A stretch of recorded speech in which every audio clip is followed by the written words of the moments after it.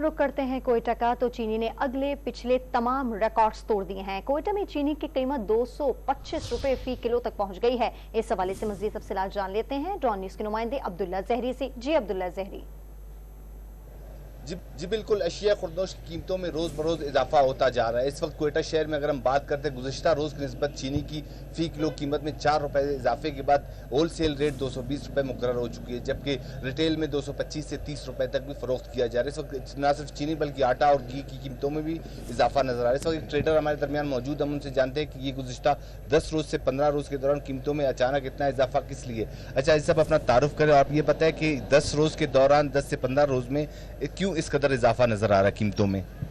इससे पहले जो गवर्नमेंट थी उसने सारा माल 150 140 के हिसाब से बाहर भेज दिया। फिर अभी इस टाइम पे जो भी आप बाहर से माल मंगवा रहे 220 रुपये इसकी कॉस्ट आ रही है। उसकी वजह से माल की शॉर्टेज है, माल बाहर चला गया तकरीबन बस। और डॉलर की बुनियादी वजह से डॉलर की है बस। डॉलर आपका इतना आप जा रहे है जिसकी वजह से घी वगैरह, चीनी, आटा सब जो है ना ये चीज़ें महंगी हो गई है।